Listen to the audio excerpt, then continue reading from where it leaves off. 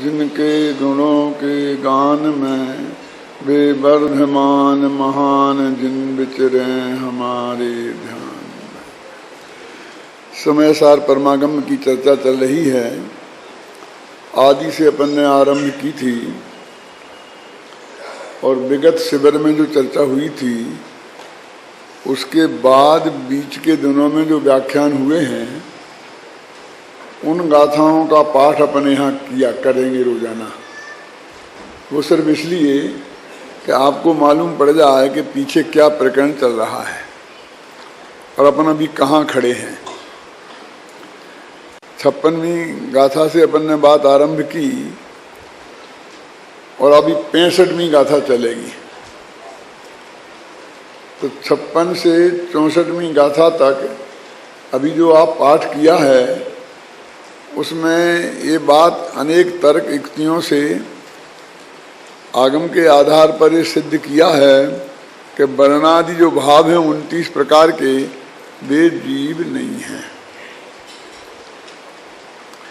और जहाँ शास्त्रों में किसी ने ऐसा प्रश्न किया था कि हमने तो शास्त्रों में उन्हें जीव नाम से पढ़ा है, देखा है, सुना है, तो उनने जवाब ये नहीं दिया कि हाँ शास्त्रों में ऐसा नहीं है। उन्होंने जवाब ये दिया कि वो कथन सब व्यवहार का है। फिर ये भी प्रश्न किया कि कौन से व्यवहार का है, तो कुंदाचारी बिल्कुल सामान्य जनों को जैसे समझा रहे हों, क्योंकि उनसे ये कहते वो कि जे उपचरित सद्भूत व्यवहार न का कथन है कि अनुपचरित सद्भूत व्यवहार न का कथन है, तो शायद फिर वो कहते जी उपचरित क्या होता है, असद्भूत क्या होता है। तो उन्होंने उदाहरण दे करके बात समझाई कि नगर लुटता देखकर, रास्ता लुटता देखकर नागरिक लुटते हैं और कहा जाता है ये रास्ता लुट जाता है। पथ के लुटते देखकर पथ लुट रहा जग जन कहें। पर ऐसा व्यवहार है जी बस, यानी हम उसका नाम ले रहे हैं नए का, तो जो जानता है उस नए का नाम वो तो उसे 1 सेकंड में समझ में आ जाएगा, लेकिन उस नए का स्वरूप नहीं जानता उसे कुछ समझ में नहीं आएगा। आप ये जानते हैं कि जो बड़े बड़े डॉक्टर हैं, पढ़ते हैं, सारी पढ़ाई अंग्रेजी में होती है, फिर भी जिस एरिया में वो प्रैक्टिस करते हैं उस एरिया की ग्रामीण भाषा उन्हें सीखनी पड़ती है, क्योंकि मरीज ग्रामीण आएंगे और वो अपनी तकलीफ तो ग्रामीण भाषा में समझाएंगे, और यदि वो डॉक्टर नहीं समझ सका तो इलाज क्या करेगा। विदेशों में तो ऐसा है कि वो जिस एरिया में उसकी सर्विस देते हैं वो उस एरिया की भाषा समझता है कि नहीं। मान लो बंगाल में, कलकत्ता के इंटीरियर में किसी को नौकरी पे भेजें तो बंगला जानता है कि नहीं जानता है, नहीं तो मरीज से बात कैसे करेगा।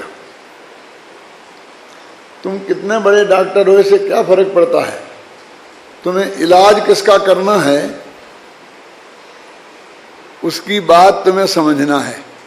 तुम वहाँ श्रोता हो, वक्ता नहीं।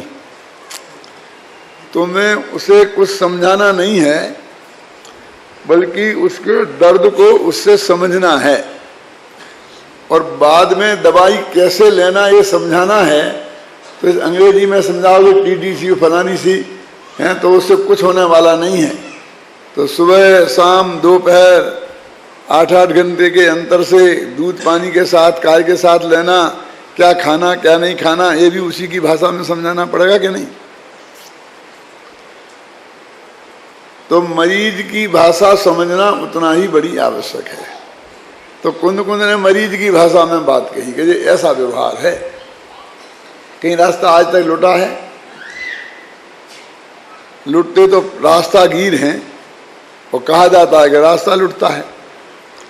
ऐसे ही कभी ये जीव वर्णादिमय नहीं हुआ, फिर भी ये कहा जाता है कि जीव वर्णादिमय हैं। गोरे काले सब शब्दों में बोला जाता है ना, तो ये ऐसा ही व्यवहार है। अब अपनी देखिए 65वीं गाथा अपन को चलानी है। उसकी उत्थानिका में लिखा एवं एतत् स्थितम यद वर्णादयो भावा न जीवा इति। इससे यह नक्की हो गया कि वर्णादिक भाव जीव के नहीं हैं। यानी इतनी बात नक्की पहले करके आए हैं।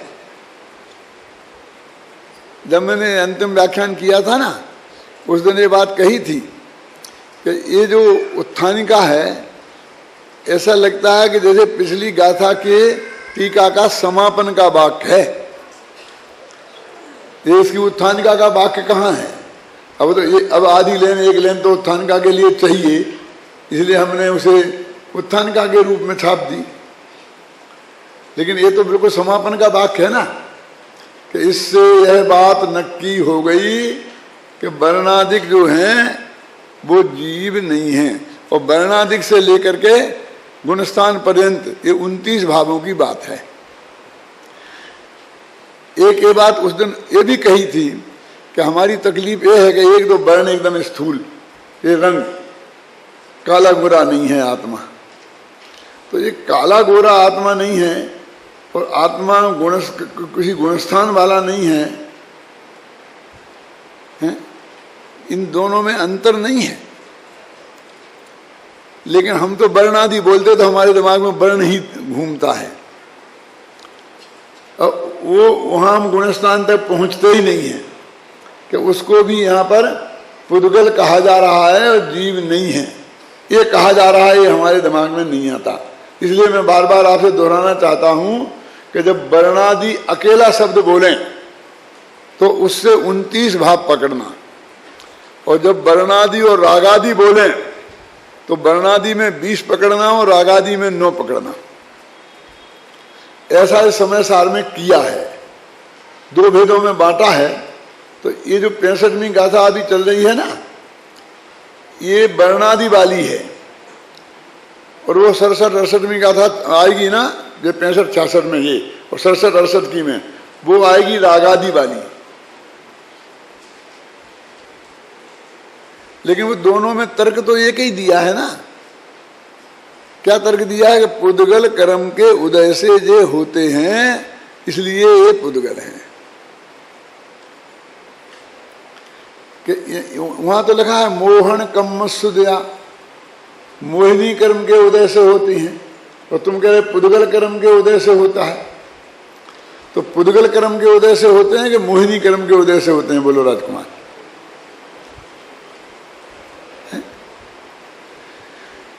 कि मोहिनी कर्म क्या पुद्गल नहीं है?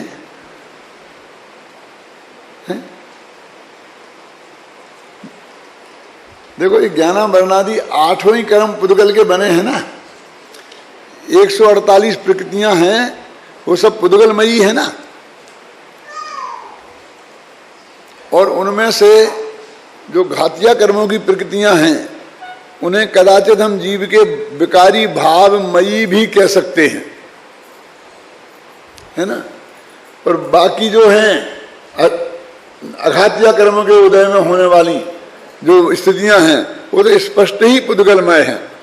जो नाम कर्म है तो ये शरीर है, गति है, जाति है, ये तो स्पष्ट ही है, कलमय ना, गोत्र है। लेकिन जो मोहिनी और अंतराय और ज्ञानावरण दर्शना कर्म के उदय से हैं, वो जीव की विकारी पर्याय हैं, ऐसा हम कहते हैं। लेकिन यहाँ तो इन्होंने एक ही खाते में घटाया ना, तो वो कहते हैं वो मोहन कर्म कह दिया। तो मोहन कर्म भी 148 प्रकृतियां वो द्रव्य कर्म की पुद्गल की हैं पूरी। जब भाव कर्म कहेंगे, ख्याल में आई ना, तो उसमें सिर्फ घातिया, और घातिया में भी सिर्फ मोहिनी कर्म के उदय से होने वाले भावों को भाव कर्म कहेंगे। जो कल सुबह वो टीवी पे व्याख्यान आया था ना, जिन लोगों ने सुना होगा, उसमें ये बात बहुत विस्तार से मैंने समझाई थी कि 7 कर्म तो हमेशा निसंतान ही मरते हैं। जैसे देश की जनसंख्या बढ़ती जा रही है, यदि उसमें 8 मानो पूरी देश की संख्या 8 अरब मानव सारे विश्व की संख्या, और 7 अरब लोग यदि निसंतान मरें तो बढ़ने की संख्या खत्म हो जाएगी कि नहीं हो जाएगी समस्या? इतना लोग फैमिली प्लानिंग करा लें, और वो ऐसी नहीं कि 1 या 2 बच्चे करके बाद में कि बच्चे पैदा करेंगे ही नहीं। कर्म में ऐसा है फैमिली प्लानिंग। अघातिया कर्म के उदय से जो भी स्थितियां खड़ी होती हैं हमारे सामने, अघातिया कर्म पुद्गलमय हैं और वो भी सब स्थितियां भी पुद्गलमय हैं। लेकिन हम कितना ही सुख दुख भोगें, लेकिन उनके कारण, वो कर्म के उदय से जो हुआ उसके कारण कर्म का बंध नहीं होता। तो वे आगामी कर्म का बंध नहीं हुआ तो वे निसंतान मर गए ना, मैंने परंपरा नहीं चली उनकी। और ज्ञानावरण दर्शनावरण के बारे में भी ऐसा ही है। ज्ञानावरण कर्म के उदय से जो हमें अज्ञान है ना, अज्ञान 2 प्रकार का होता है, एक छायोस्मिक अज्ञान और एक औदिक अज्ञान। खराब कौन होता होगा? अज्ञान तो 2 ही खराब होंगे, लेकिन नहीं, औदिक अज्ञान की वजह से कर्म बंध नहीं होता और छायोस्मिक अज्ञान की वजह से कर्म बंध होता है। वास्तव में वो अज्ञान है ही नहीं, वो तो मिथ्यात्व का उदय साथ में है, इसलिए उसका नाम अज्ञान पड़ा। वो तो 2 और 2 4 कहे तो भी अज्ञान है, क्योंकि मिथ्यात्व कर्म का। तो वास्तव में तो मोहिनी कर्म के उदय से वो अज्ञान हुआ है, और जो क्षयोपम है वो मोहिनी कर्म का उसमें जो बनता है ना संबंध, उसकी वजह से इसलिए वो बंध का कारण है। मोहिनी कर्म के उदय से जो भाव होते हैं वो बंध के कारण है। ज्ञानावरणी कर्म के उदय से जो भाव होते हैं वो बंध के कारण नहीं होते हैं। नहीं जानना ये कोई गलती नहीं है क्या? और तो गलत जानना भी वो कोई गलती नहीं है।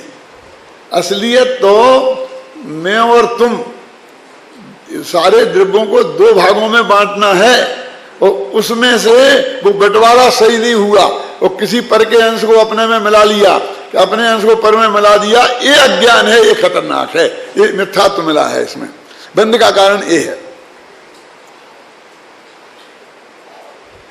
समझे ना? अब ये जो जितने भी बंध के कारण बताए हैं तत्वासूत्र में, और मिथ्यात्व, अवृत्ति, प्रमाद, कसाय, ये 4 योग छोड़ दो, क्योंकि वो बंध वास्तव में बंध ही नहीं है, वो तो अकेला आश्रव ही है। वो तो आश्रव के 5 कारण बताए तो उसमें उसका नाम आ गया बेचारे योग का। ठहरता ही नहीं है, उसमें स्थिति नहीं पड़ती है ना? तो बंध के कारण तो जो मोहिनी कर्म के उदय से 4 भाव है ना, मिथ्यात्व, अवृत्ति, प्रमाद और कसाय, तो यही बंध के कारण है। और इनमें सिर्फ मोहिनी कर्म का उदय निमित्त है, और वो मोहिनी कर्म भी पुद्गल है, ऐसा नहीं वो जीव का विकार है। उसके निमित्त से जो भाव हुए वो भले ही किसी अपेक्षा से जीव के विकार हों, लेकिन वहां तो उसके उदय की वजह से उनको भी यहां पुद्गल कह रहे कि पुद्गल कर्म के उदय से जो भी हो वे पुद्गल हैं।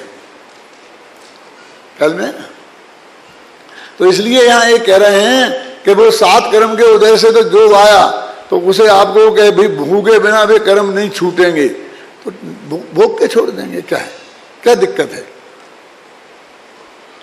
बिना भोगे भी छूट जाते हैं, ऐसी कोई बात नहीं है।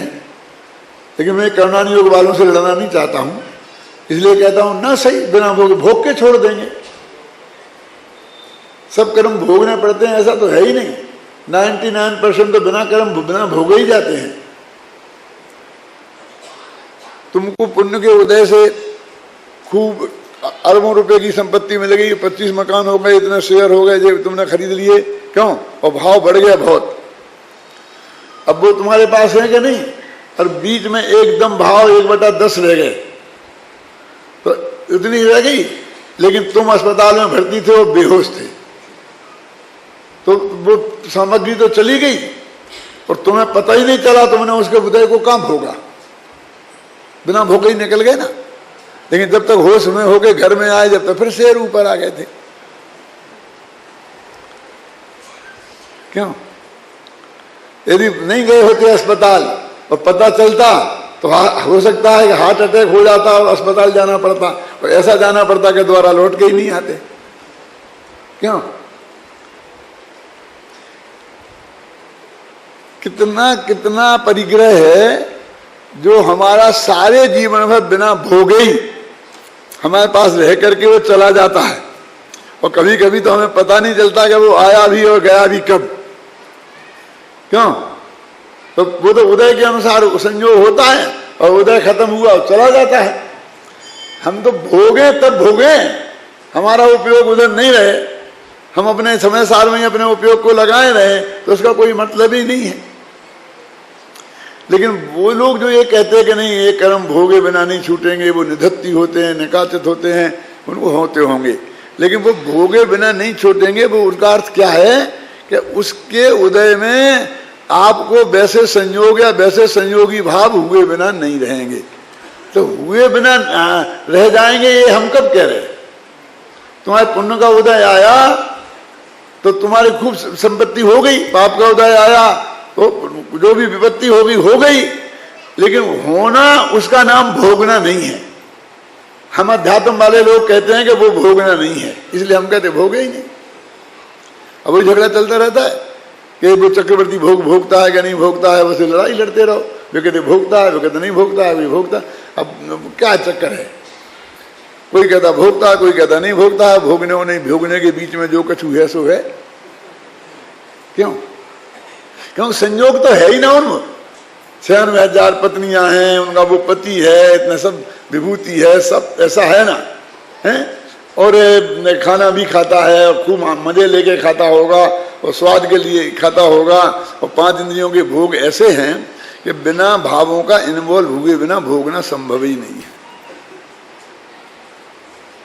स्पर्श इंद्रिय का तो है ही, लेकिन रसना इंद्रिय में भी ऐसा है। जब आपको खाने की इच्छा होती है तो मुंह में लार आ जाती है, और जब मुंह गीला हो जाता है तब आप कोई चीज खा जाते हो। यदि वो मुंह में लार नहीं आया और गीला नहीं हो और फिर कोई पदार्थ खाओ तो मुंह छिल जाएगा, गला छिल जाएगा।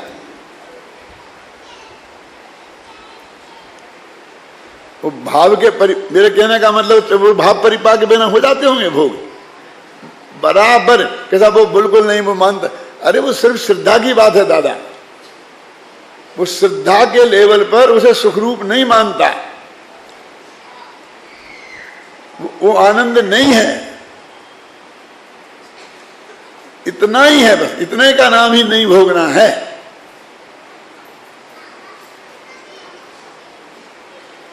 वो भोगने और नहीं भोगने के बीच में हम भेद नहीं कर पाते हैं। वो जो चारित्र मोह की वजह से जो कुछ होता है उसको भी हम श्रद्धा में घटित करते हैं। वो तो ऐसा ही है, वो तो ऊपर ऊपर से दिखता है लेकिन अंदर से आता नहीं। वो तो खाना खा रहा है, लड्डू खा रहा है, रसले तुम्हें दिखता है कि हाँ रसले लेके खा रहा, 2 और मांग रहा है, लेकिन उसे बिल्कुल मजा नहीं आ रहा अंदर से। ऐसा नहीं है, खूब मजा आता है।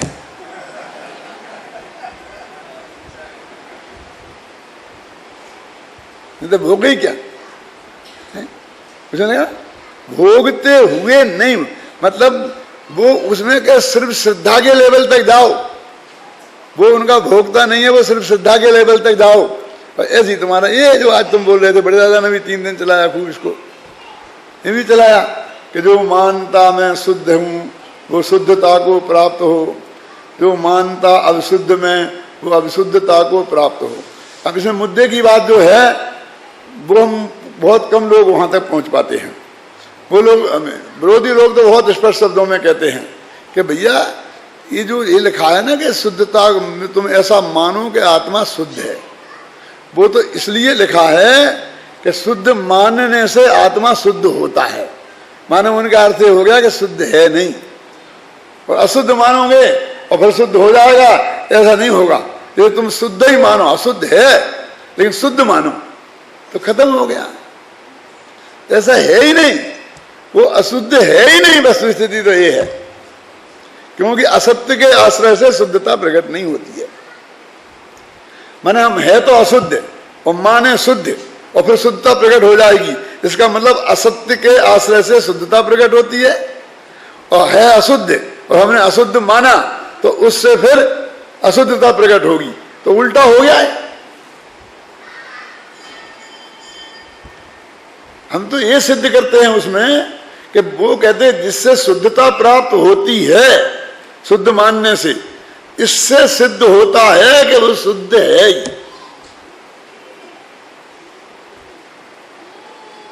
ख्याल में है ना? तो वो कहते नहीं, जैसे अपने विद्यार्थी को पर्यार्थक में परेशान करते हैं ना, तो भाई वो झूठ है, वो सच्चा है, क्यों झूठ चक्कर में? एक है तात्कालिक सत्य और एक है त्रैकालिक सत्य। अब तो कोई झगड़ा नहीं है ना, है? तो अब वो जो त्रैकालिक सत्य है उसके आश्रय से शुद्धता प्रकट होती है, सीधी सच्ची बात है। और वो तात्कालिक सत्य जो है वो अशुद्ध। तो तात्कालिक का मतलब है तत्काल, तत्काल का मतलब उसी समय, उसी समय का मतलब एक समय का। तो जो एक समय बाद ही जाने वाला है उस सत्य को हम क्या करें? चाटें के खाएं? क्या करें? होगा क्या? कोई ऐसी बात नहीं है कि 90 वर्ष के पिताजी, डॉक्टरों ने जवाब दे दिया कि अनोकार मंत्र सुनाओ, अब दवा का कोई काम नहीं है, बस घंटे 2 घंटे के मेहमान हैं। तो सब बैठ करके रोने लगे घर वाले। तो वो कहता है क्यों रोते हो? जब तक मैं जिंदा हूं तब तक कोई माई का लाल तुम्हारा बाल बांका नहीं कर सकता। तुम समझते क्या हो? कहले इसीलिए तो रो रहे हैं। क्यों? कि जब तक तुम जिंदा हो तब तक बाल बांका नहीं कर पाएगा, और अब तो तुम जिंदा रहने वाले नहीं हो। जो आदमी मिनटों में घंटों में मरने वाला है उसके किसी आश्वासन का क्या भरोसा? बोलिए। तो वो एक समय का जो सत्य है जो अगले समय में अपने आप ही खत्म हो जाने वाला है, उसका आश्रय से क्या होने वाला है? वो उसे मानने से क्या होने वाला है? इसलिए तो मैं उसे लिए प्रसिद्ध उदाहरण है कि एक आदमी, एक लड़की ने 95 वर्ष के अरबपति के गले में वरमाला डाली। कितने? 95 ईयर्स ओल्ड, उसे गले में वरमाला डाली। कौन सा था वो? किसके गले में? अरबपति। ध्यान से सुनना पूरा उदाहरण। यदि कहीं दोगे ना दोबारा और एक शब्द भी उसमें छोड़ दिया तो वो फीका हो जाएगा। अरबपति के गले में, 95 वर्ष के अरबपति के गले में वरमाला डाली और 2-3 साल में विधवा हो गई, रोने लग गई। तो बोले बेटी तू क्यों रोती है? कि मैं विधवा हो गई, रोऊं नहीं तो क्या करूं? कि तूने तो वैधव्य के गले में ही वरमाला डाली थी। क्यों? तुझे तो उस वक्त पता था ना, तूने तो वे अरब रुपये की मालकिन बनने के लिए वरमाला डाली थी। तेरा तो आज सौभाग्य का दिन है कि आज तुम अरबपति बन गई। कल तक तो अरबपति की बेबी थी। वो था ना रामाराव अपना आंध्रा का, तो उसकी जीवनी लिखी थी एक औरत ने, और वो जब मर नहीं लग गया तो फटाफट उसने शादी कर ली उससे मरते मरते। क्यों? कि इसका राजनीतिक उत्तराधिकार मुझे मिल जाएगा, ऐसा लोगों को हो जाता है। क्योंकि जयललिता को ऐसा हो गया, मिल गया उसे रामचंद्रन का उत्तराधिकार। ख्याल में आए ना? तो ये वो पर्याय, उस एक क्षण, एक समय जिसकी कीमत है, अब उस सत्य को क्या कहने? चाटे के खाएं। और जो त्रैकालिक सत्य है, दोनों में कितना फर्क है। असत्य की बात ही कहां है? उसकी भी सत्ता है और इसकी भी सत्ता है। तो तुझे इतना बड़ा त्रैकालिक सत्य तो दिखता नहीं है, और ये वर्तमान वाले सत्य पे तू अड़ा बैठा है। और हम ये कहते हैं कि तू इस सत्य को देख। इस सत्य को देखेगा तो कम से कम उस समय तुझे वो सत्य दिखाई नहीं देगा।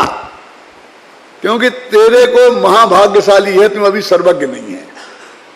सर्वज्ञ होता तो यह सुविधा तेरे को नहीं मिलती। कौन सी? वो भी एक साथ ही दिखाई दे जाता है ना सब। तो ये मुख्य गुण तो अल्पज्ञ के ज्ञान में ही होता है ना।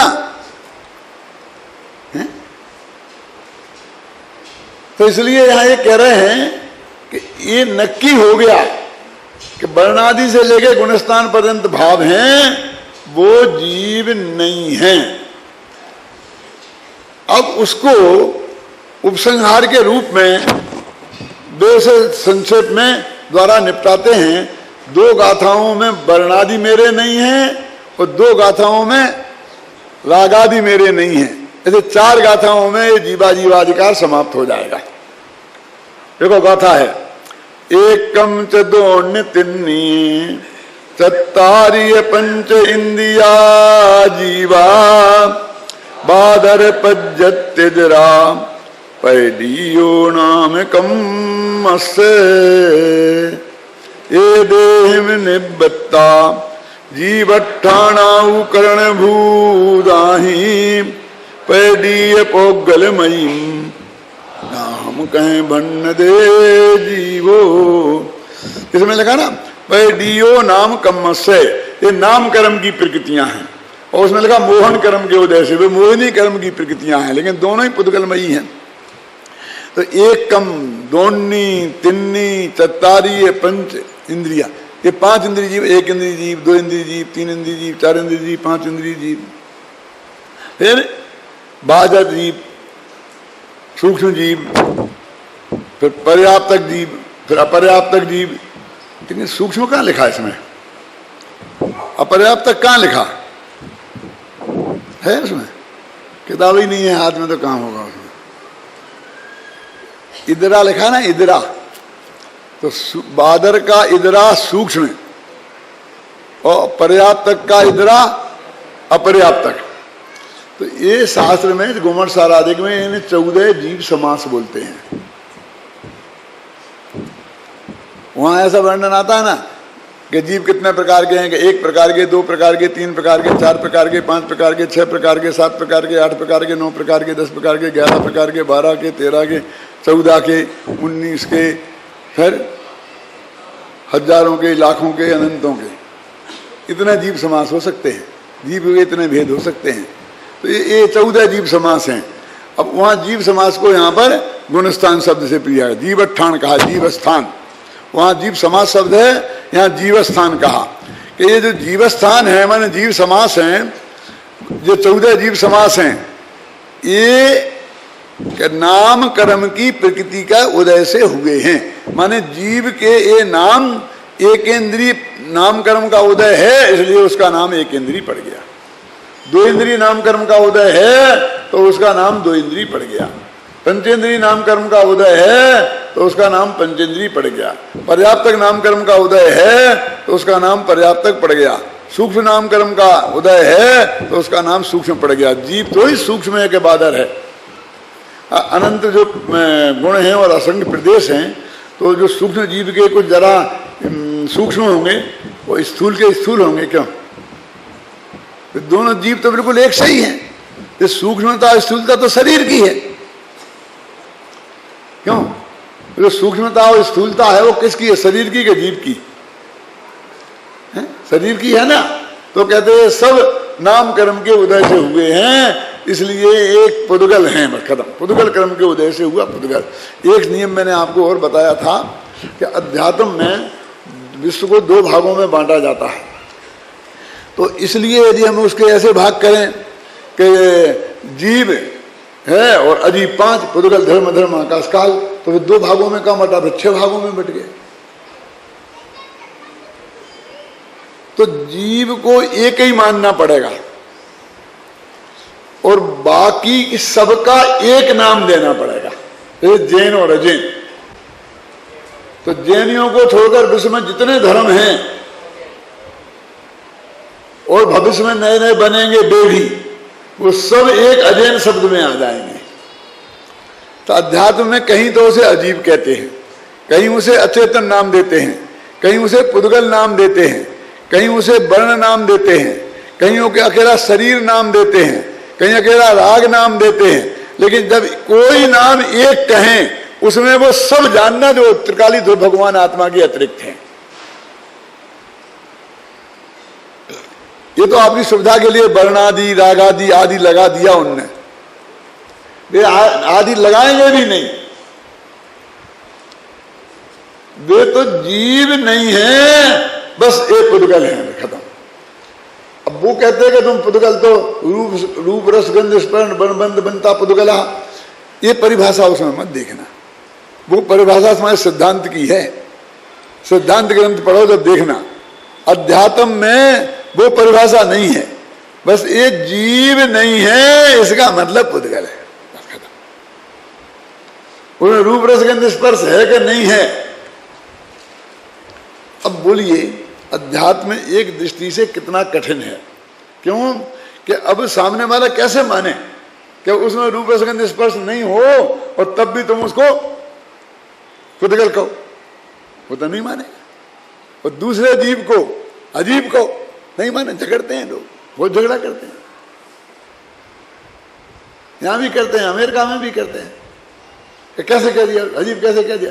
अजीब कैसे कह दिया तो मैं तुमसे पूछता हूं कि कैसे कह दिया ये अपेक्षा तुमको जानना है कि उसका गला पकड़ना है कि तुमने क्यों कहा, तुम्हें नहीं कहना चाहिए था, क्या कहना है तुम्हारा। यदि अपेक्षा समझनी हो तो मैं समझा सकता हूं, और यदि तुम्हें गला पकड़ना हो तो जिसने कहा उसका पकड़ो। क्यों? मैंने कहा तुमने उसको गधा गधा कैसे कह दिया, वो गधा है, मतलब प्योर आदमी है, गधा कैसे कह दिया तुमने? तुम बताओगे मूर्ख है, समझता नहीं इसलिए कह दिया। नहीं ऐसा नहीं मानेंगे, तुम्हें कैसे किया, हो ही नहीं सकता, गधा हो सकता, गधा सिद्ध करो। तो तुम आदमी को गधा कह सकते हो और हम उसे पुद्गल नहीं कह सकते। हम दूसरे जीव को अजीब नहीं कह सकते, तुम गधा कह सकते हो, हम अजीब नहीं कह सकते। वो लोग अजीब कहना ज्यादा खतरनाक है, गधा कहना ज्यादा खतरनाक है।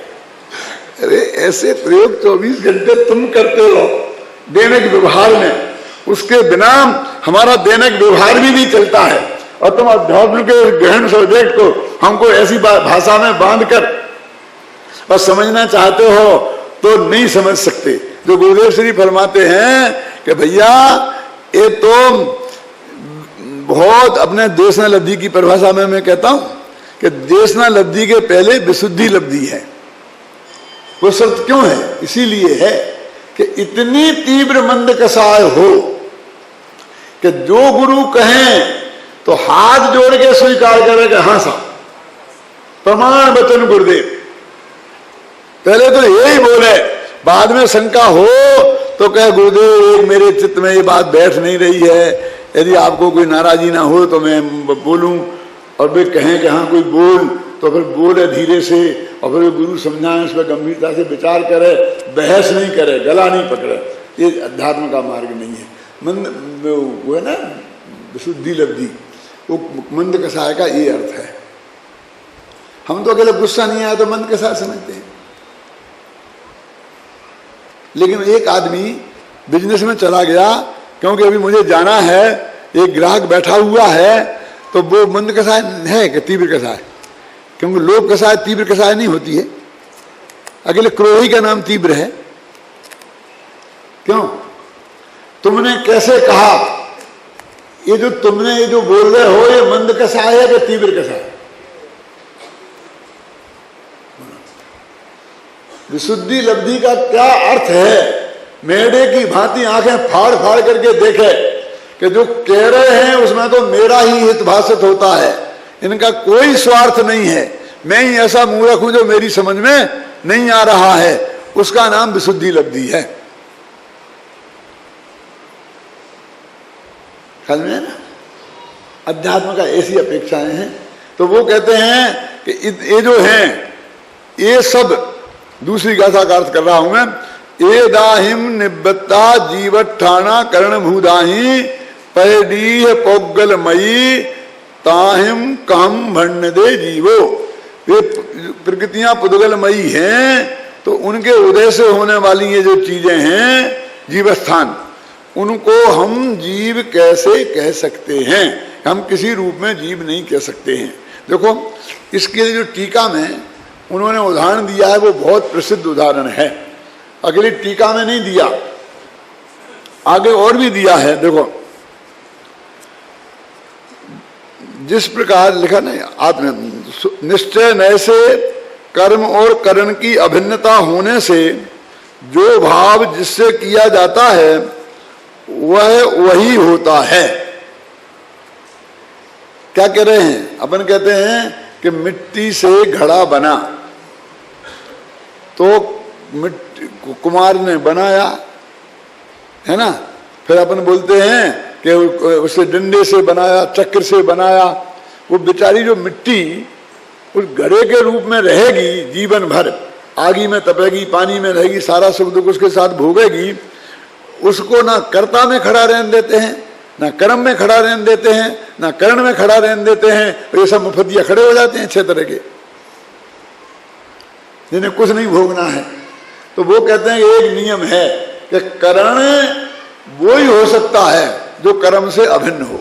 जिसे उस रूप रहना है तो मिट्टी ही करण है। तो मिट्टी का घड़ा मिट्टीमय होगा और सोने की चूड़ी सोनेमय होगी। ये उन्हें नियम बनाया। तो कहते पुद्गल के भाव पुद्गलमय होंगे।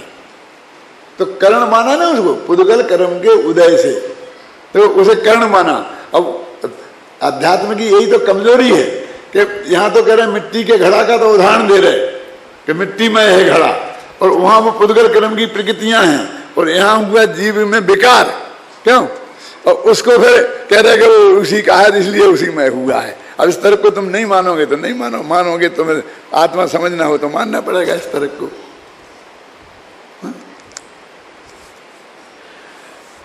कहते सोने का वर्क, वो सोने का वर्क सोनेमय होता है। उसी प्रकार बादर सूक्ष्म 1 इंद्री, 2 इंद्री, 3 इंद्री, चतुरिंद्री, पंचेंद्री और अपर्याप्त नामक पुद्गलमयी नामकरण की प्रकृतियों के द्वारा किए जाने से पुद्गल ही है, जीव नहीं। इन सबको वो कह रहे हैं। यहां तो कोई दिक्कत ही नहीं है, क्योंकि ये तो सब पुद्गलमय हैं। दिक्कत तो आगे आने वाली है। और वहां जो वो उदाहरण देंगे ना, वो घी का घड़ा वाला उदाहरण देंगे, जो सबसे ज्यादा छोटे स्तर का व्यवहार है। मोहिनी कर्म के उदय से जो जो गुणस्थान वगैरह होते हैं, वो कौन सा व्यवहार है? क्यों? तो वो कहते हैं जैसे घी के घड़ा वाला व्यवहार है। घी के घड़ा वाला व्यवहार कौन सा है? कि घी का घड़ा, आज तक घी से घड़ा बना ही नहीं है, बस सिर्फ संयोग हुआ है घी का, उसकी वजह से मिट्टी के घड़े को घी का घड़ा कह दिया। ये सबसे ज्यादा हल्के स्तर का व्यवहार, उपचय तो सद्भूत। और यदि इससे भी कोई और हल्के स्तर का होता तो उसमें नंबर डलता उसका। और आचार्य ने, अमृतचंद्र ने उसमें इसका उदाहरण दिया। देखो अभी तो इसमें पढ़ते हैं, इसमें कलशों में भी यही है। निवर्ते यत्र किंचित तदैव तस्या न कथंच नान्यत रुक्मेण निर्वृत्य महासिकोशम पश्यन्ति रुक्मं नहीं कथंच नाशिम वर्णादि सामग्रमिदं वेदन्तु निर्माणमेकस्य हि पुद्गलस्य ततोष्टं पुद्गले विनात्मा यथा स विज्ञान घनस्ततोन्या। जिस वस्तु से जो बने वह हो वही नान, स्वर्ण म्यान तो स्वर्ण है, वर्णादिक जो भाव हैं वे सब पुद्गल जन, एक शुद्ध विज्ञान घन आत्म इनसे भिन्न। कि इन्होंने वही उदाहरण जो टीका में दिया है ना, वही उनने कलश में दे दिया है। अब इसमें थोड़ा सा झगड़ा है। 3-4 विद्वान हुए ना अपने, जयसेनाचारी, फिर पांडे राजमल जी, फिर बनारसी दास जी और विद्वानों में। तो ये रुक्म शब्द में जरा झगड़ा खड़ा हुआ। रुक्म शब्द के 2 अर्थ किए जाते हैं, एक कोई सोना भी कहते हैं, कोई चांदी भी कहते हैं, है ना। तो सब जगह तो लोगों ने सोना ही अर्थ किया है। राजमल जी ने कलश टीका में उसको चांदी लगा दिया। अब सोना है कि चांदी है, क्योंकि पहले उदाहरण सोने का देते आ रहे हैं, बाद में भी सोने की बात करते हैं। इसलिए भले ही स्वर्ण की जगह रुक में लिखा हो तो सोना ही अर्थ किया है, फर्क तो कुछ पड़ता नहीं है, चाहे सोने का बनी हुई तलवार हो और चाहे चांदी की बनी हुई तलवार हो, है? क्या फर्क पड़ना है। लेकिन उन्होंने दो तरह का अर्थ उसमें आता है, लेकिन वास्तव में वो राजमल जी के अर्थ को आगे और पीछे स्वीकार नहीं किया गया। बनारसी दास सबसे बड़े भगत यदि राजमल जी के कोई थे तो वो थे बनारसी दास। क्या नाटक समय सार जो लिखा गया है वो पूरा कलश टीका के आधार पर है। जो बातें मूल छंद में नहीं है, गाथा में भी नहीं है और अमृतचंद के कलशों में भी नहीं है, लेकिन कलश टीका में जो उदाहरण दे दिया तो वो उदाहरण उन्होंने बनारसी दास जी ने अपने में दे दिया, और वो उसको छिपाते नहीं है, बहुत स्पष्ट शब्दों में कहते हैं ना। पांडे राजमल जी ने का मालबोध टीका है, उनने लिखी है, उसे पढ़ करके मेरे को, क्योंकि वे संस्कृत नहीं जानते थे, प्राकृत नहीं जानते थे, तो उन्हें तो वो हिंदी की वही उपलब्ध थी उस वक्त, तो उससे पढ़ करके ही जो कुछ उन्हें समय सार का ज्ञान हुआ था उन्होंने नाटक समय सार के पद उसके आधार पर लिखे हैं।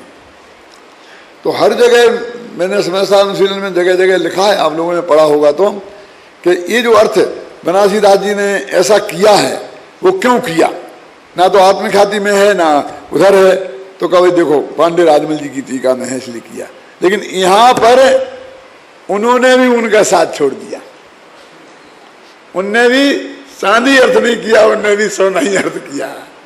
खाड़ो कहिए कने को, ऐसा उनका छंद है ना बनारसी दास का, है ना।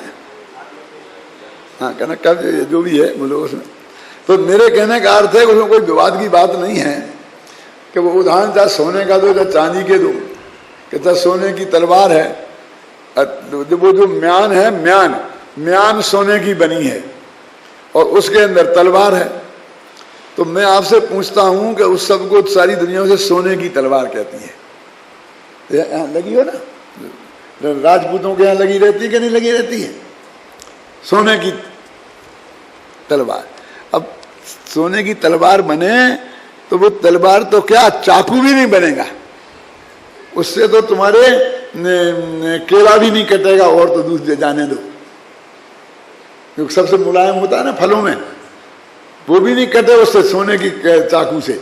तो चाकू तलवार तो लोहे की ही होती है, तुम्हें जितनी भी चतुराई करना हो म्यान में कर लो, लेकिन अंदर तो वो लोहे है, वो तो असली वो तो वो ही होगी, लेकिन उसको दुनिया सोने की तलवार कहती है।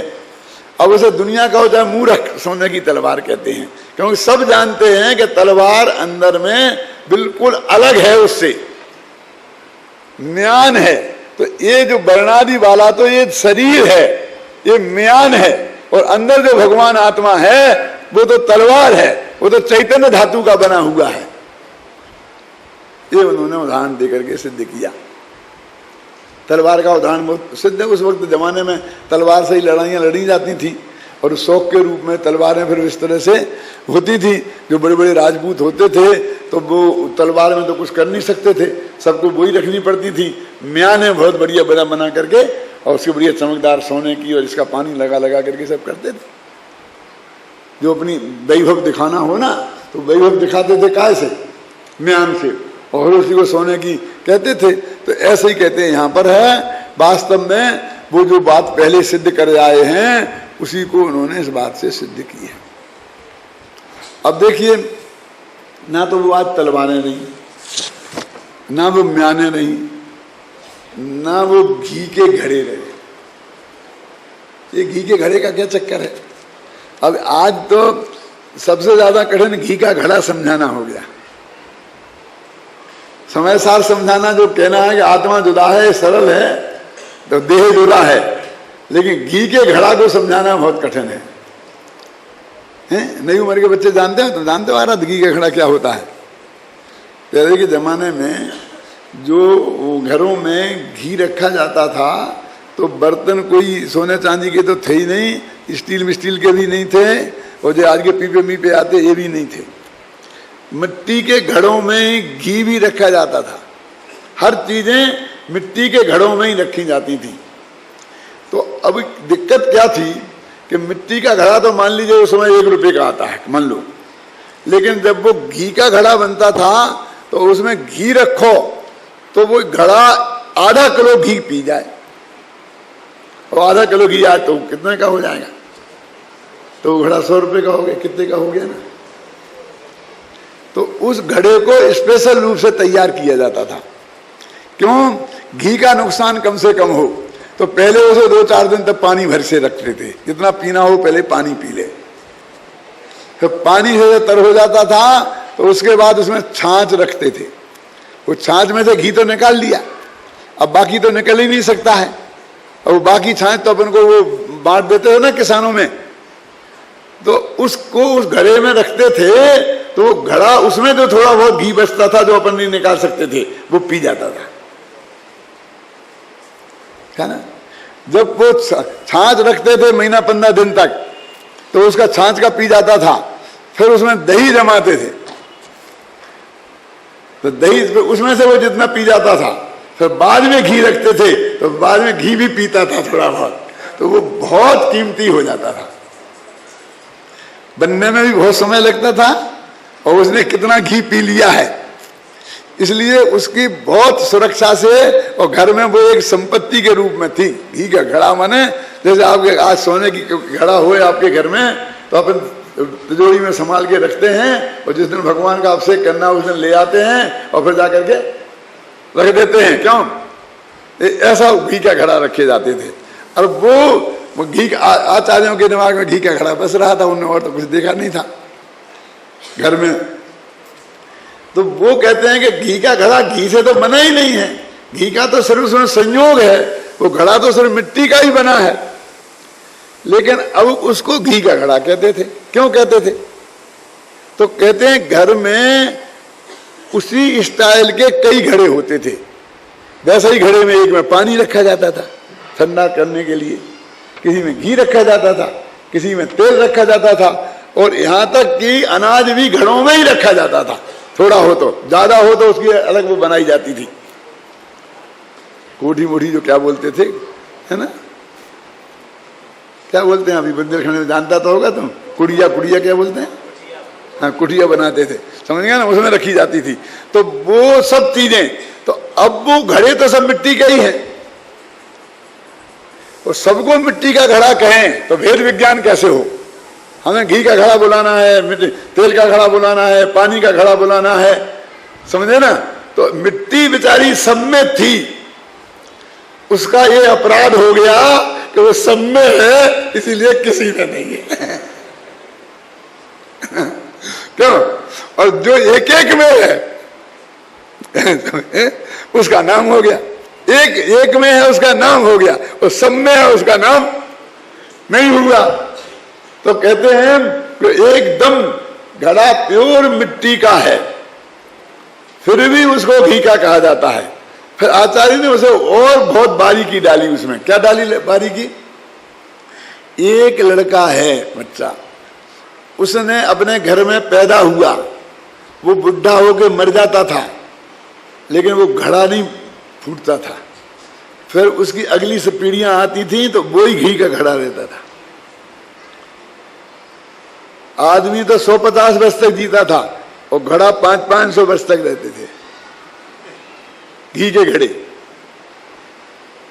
तो वो कहते हैं कि जिसने जन्म से ही उस घड़े को देखा है, और उसको सारे घर वाले घी का घड़ा बोलते हैं, कैसे बनता है क्या है वो तो जानता नहीं। तो जैसे वो जन्म से ही जिसने उसे घी के घड़े के रूप में देखा है, वो व्यक्ति उसे घी का ही घड़ा मानता है। तो उससे ऐसा समझाते हैं, कैसा सुनो, कि बेटा वो घी का घड़ा है ना, घी का घड़ा, कहा हाँ मैं घी समझ गया लेकिन समझ गए नहीं, वो जो घी का घड़ा है वो घी का नहीं है तो घी का नहीं है तो घी का घड़ा क्यों कह रहे, गुरुदेव इसकी व्याख्या कैसे करते थे कि एक घी का घड़ा कह के व्यवहार की स्थापना की, फिर वो घी का घड़ा नहीं है, मिट्टी का है ऐसा कह के व्यवहार का निषेध किया, और मिट्टी का है ऐसा कह के निश्चय की स्थापना की। 3 वाक्य हुए। कौन कौन से? कि वो जो घी का घड़ा है ना बेटा, जहां है वो घी का नहीं है। दूसरा वाक्य, वो मिट्टी का है। तो पहला व्यवहार के समर्थन का वचन, दूसरा व्यवहार के निषेध का वचन, और तीसरा निश्चय के प्रतिपादन का वचन। तो कहते पहले व्यवहार को खड़ा तो करो, तुम पहले से धुनाई शुरू कर देते हो। वो समझे कैसे? जिसने जिंदगी भर बचपन से उस घड़े को घी का घड़ा माना है, तो तुमको कहे मिट्टी का घड़ा, तो ठीक है मिट्टी का होगा दूसरा घड़ा, हमें क्या एतराज है, लेकिन ये तो घी का है ना। तो कह रहे जो हम कह रहे हैं कि ये घड़ा मिट्टी का है, तो ये हम और घरों के बारे में नहीं कह रहे हैं, जिसे हम सारा घर घी का कहते हैं, जिसे तुम अनादि से इस जन्म अनादि हो गई ना, घी का कहते आए हो, वो वास्तव में घी का नहीं है, मिट्टी का है। ऐसे ये जीव अनादि से लगा ना, वो जन्म से अनादि लगाई ना, अनादि से तुम इसको ही जीव मानते रहे हो। हाथ पैर वाले को, शरीर वाले को, हाथी को, घोड़े को, 1 इंद्री को, 2 इंद्री को, 3 इंद्री को, 4 इंद्री को, 5 इंद्री को, पर्याप्तक को, अपर्याप्तक को, इनको तुम जीव मानते रहे हो ना, गुण स्थान को, मागण स्थान को। तो ये जो जीव है ना गुणस्थान वाले, वे गुणस्थान जो तुम जीव कह रहे हो, वे जीव नहीं है। ये शरीर, ये जो है त्रिसजीव, ये त्रिसजीव जीव नहीं है। तो फिर कोई कहे कि तुमने क्यों कहा उसे व्यवहार है, उलझाया क्यों? क्योंकि भेद करना था ना कि ये मिट्टी का, ये घी का घड़ा है और ये पानी का घड़ा है। ऐसे ही हमको ये 2 इंद्रिय जीव है, ये 3 इंद्रिय, भैया ऐसे 3 इंद्रिय है, इसकी आंखें नहीं है, इसे दिखता नहीं है, तुम देख के चलो, वो तुम्हें देख के नहीं चलेगा, तुम उसे देख के चलो। तो उस अहिंसा के लिए तुम्हें वो हमें समझाना बहुत जरूरी था। पहले तो वो अहिंसा सिखानी थी ना, सदाचार सिखाना था ना, दया का परिणाम तुम्हारे हृदय में पैदा करना था ना। इसलिए जन्म से ही 2 वर्ष के बच्चे को, 1 वर्ष के बच्चे को, बेटा कीड़ा है दूर रहो, ऐसा है वो जीव है, वो मानना नहीं, ऐसा नहीं करना, सिखाया या नहीं सिखाया? और अब हमें तुम्हें उससे भिन्न आत्मा समझाना है। तो जिसको अभी तक हम जीव कहते आए हैं, वो जीव नहीं है। वो तक आज तक तुमने हमसे क्यों कहा था, हमें धोखे में रखा, शर्म नहीं आती आपको? अपने बेटे को धोखे में रखते हैं, सही से शुरू से सही बात क्यों नहीं बताई? अरे भाई, नहीं बताई जा सकती है। अनादिकाल से जिसको तुम जीव कहते आए हो, वे सब जीव नहीं है, ये हमें आपको समझाना है। और फिर जीव क्यों कहा, उसका जवाब वो अपन ने जो नए चक्र में लिखा है ना, वो कि भस्म को मसल देने से और स्त्री पुत्रादिक को स्वस्त्री और परस्त्री का भेद नहीं रहेगा, स्वधन का परधन का भेद नहीं रहेगा, अचौर्यानुवित नहीं बनेगा, ब्रह्मचर्यानुवित नहीं बनेगा, वो सारा चक्कर वो कोई छोटा मोटा नहीं है। जिनवाणी माता ने भी बहुत ऐसा हमसे कहा है, जो घर की माता ने कहा था ना घी का घड़ा, ऐसा जिनवाणी माता ने भी किसी प्रयोजन बस इन सबको जीव कहा है। वे गुरुदेव थे ना जो अपन को ये बताते थे कि देह जीव नहीं है।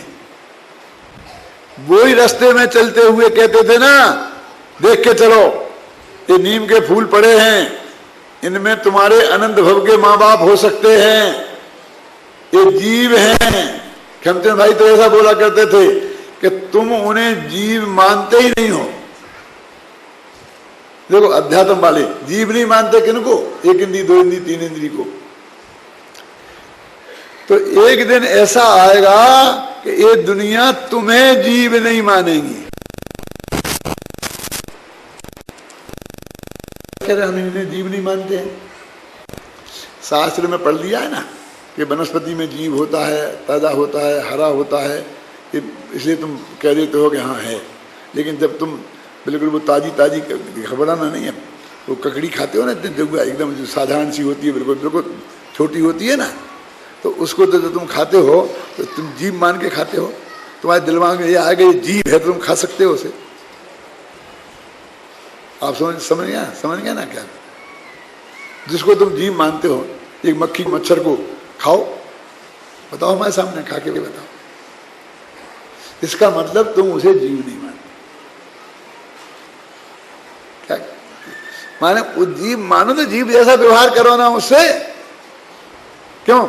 इस पेड़ को तुमने पत्थर मार दिया, फटाफट उसकी टहनी तोड़ दी, तो ऐसा नहीं हो गया किसी आदमी की उंगली तोड़ दी। तुमने उसे आदमी जैसा जीव माना होता तो फटाफट ऐसी तोड़ देते। तुम्हें जरूरत है, यदि तुम्हें हमारी बाल की जरूरत है तो हम दे देंगे निकाल के, लेकिन ऐसे खींच लेना ये कोई तरीका है? आदमी का भी ले सकते हैं उपयोगी, खून भी लेते हैं ना, तो खून हम भी निकाल के देते हैं कि नहीं देते हैं? तो तुम्हें पेड़ की एक दातुन की जरूरत है तो शांति से प्रेम से तोड़ दो, इस दुख के साथ में कि हम तुमको तकलीफ दे रहे हैं, माफ कर देना।